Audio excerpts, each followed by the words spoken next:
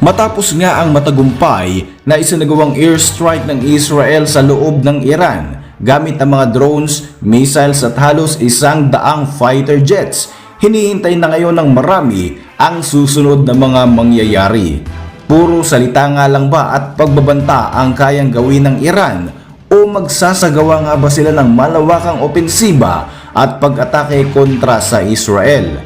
Anong klaseng paghihiganti nga kaya ang isasagawa ng Iran? Ngayon na sila naman ang nakatikim ng matinding hagupit mula sa counter-attack na isinagawa ng Israel. At heto pa mga kabayan, may katotohanan nga ba ang mga bali-balita na nasa kritikal na kalagayan na sa ngayon ang supreme leader ng Iran na si Ayatollah Ali Khamenei?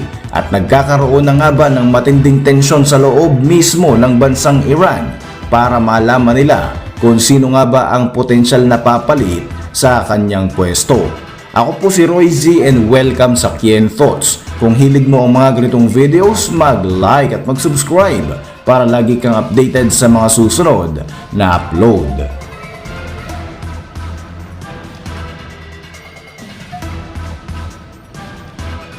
Sa isinagawang pag-atake ng Israel sa bansang Iran noong October 26, 2024, tumataas ang posibilidad na sisiklab ang panibagong digmaan sa gitnang silangan sa pagitan ng dalawang malalakas na mga bansang ito.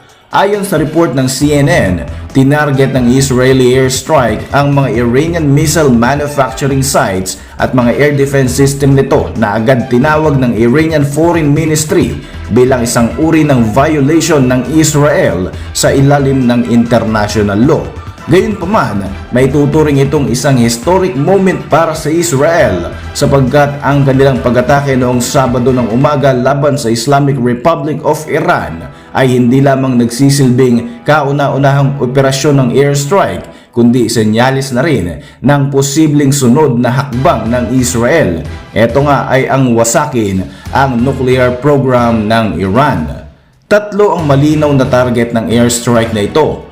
Una ay ang magbigay ng maliwanag na mensahe sa Iran dahil sa isinagawa nitong pag-atake sa bansang Israel, hindi lamang isa kundi 2 beses sa loob ng taong ito. Noong April 2024, direktang pinaulanan ng halos 500 missiles at mga drones ng Islamic Republic ang Israel. Sumunod nga rito ang pag-ataking muling isinagawa ng Iran sa pagpasok naman ng buwan ng Oktubre. Ipinakita ng Israel sa kanilang isinagawang counter-attack na kayang-kaya nilang pasukin ang Iranian airspace at pabagsakin ang mga importanteng assets ng kanilang kalaban. Ikalawang mensahe ng Israel ay upang ipakita sa Iran ang kanilang military capabilities. Dito nga ay pinatunayan ng Israel sa Iran at sa buong mundo ang kakayanan ng Israeli Air Force na magsagawa ng malayuang pag-atake kahit pa nga gaano nga ito kalayo. Kabilang sa 100 aircraft na ginamit ng Israeli Air Force ang mga F-35, F-15, F-16 na mga fighter jets at ang mga drones sa isang organisadong airstrike na talaga namang nagbigay ng pinsala sa Islamic Republic. Nagawang man-neutralize ng Israeli Air Force ang mga radar and defense system ng Syria at Iraq na siyang nagbigay ng safe passage para sa next phase ng pag-atake ng bansang ito. Nang makapasok na nga sa Iranian airspace ang mga fighter jets ng Israel, dito na nila sinira ang mga radar and defense system ng Iran at isinagawa ang kanilang final strike kung saan tinarget nila ang mga ballistic missile production sites at mga facilities ng kanilang kalaban. Isa nga sa pinaka-importanting defense system ng Iran na nagawang wasakin ng Israel ay ang S-300 Russian-made surface-to-air missile system na sinasabing isa raw sa most advanced defense system sa buong mundo. Mayroong unconfirmed pa nga na mga reports mula sa US at sa Israel na 3 S-300 systems ang nagawang wasakin ng Israeli airstrikes na ito noong October 26. Hindi pa man inatake ng Israel ang mga nuclear facilities ng Iran, malinaw na siguro para sa mga leader ng Islamic Republic kung ano ang kakayanan ng kanilang kinakalaban at hindi nga ito napigilan ng kanilang mga ipinagmamalaking mga kagamitan.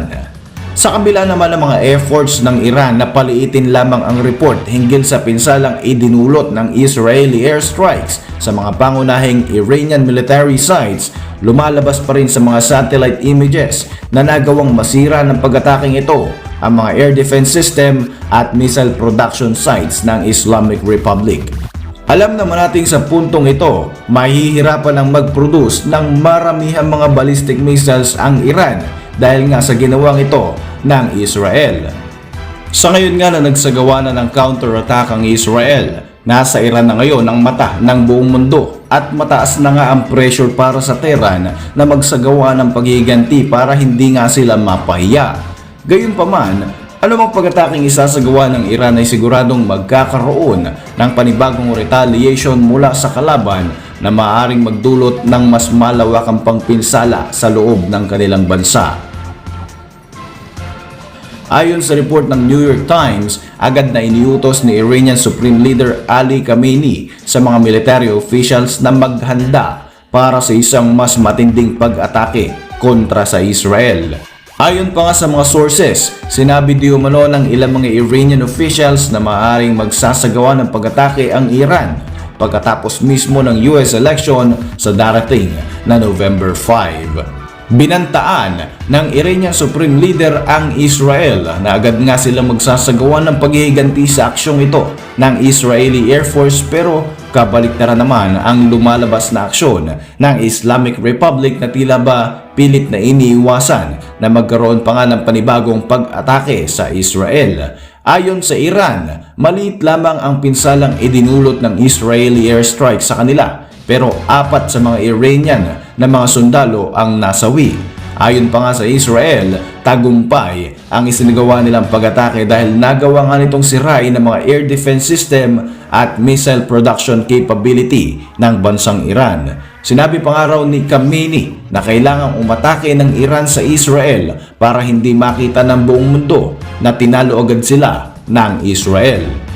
Ayon naman sa report ng US news site na Axios, sinabi ng Israeli intelligence na pinaghahandaan nila ang panibagong pag-atake gamit ang daan-daang ballistic missiles at drones na posibleng pakawalan daw ng Iraqi militia na isa sa mga proxy ng Iran na nakabase sa bansang Iraq.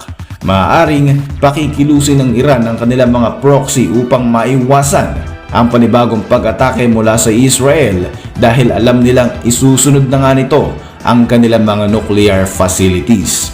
Kaugnay nga nito ay base sa report ng New York Times noong October 28, nasa critical naman na kondisyon di umano ang Supreme Leader ng Iran na si Ali Khamenei at nagkakaroon na nga agad ng tensyon sa loob mismo ng Iranian government tungkol sa kung sino nga ba ang potensyal na papalit sa kanyang posisyon. Ayon sa report, kahit na nga napipisil bilang papalit sa Supreme Leader ang ikalawang anak nito na si Mojtaba Khamenei, matindi pa rin ang labanan sa mga matataas na opisyalis na gusto ring makuha ang pagiging Supreme Leader. Ayon sa report, malaki ang magiging papel ng Iran's Islamic Revolutionary Guards Corps o IRGC sa pagsasagawa ng pagdedesisyon kung sino nga ba ang magiging successor ni Ali Khamenei. Matagal nang mataas ang tensyon hinggil sa usaping ito, lalo na nang masawi sa helicopter crash si Iranian President Ibrahim Raisi noong May 2024. Naging Supreme Leader ng Iran si Khamenei noong 1989. Ito ay matapos mamatay si Ruhollah Khomeini na siyang kauna-unahang umawak sa nasabing titulo.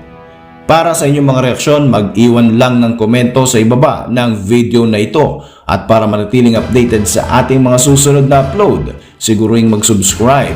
I-like mo na rin ang ating mga videos bilang suporta. Muli, ako po si Roy Z at maraming salamat sa patuloy na pagsubaybay sa ating channel.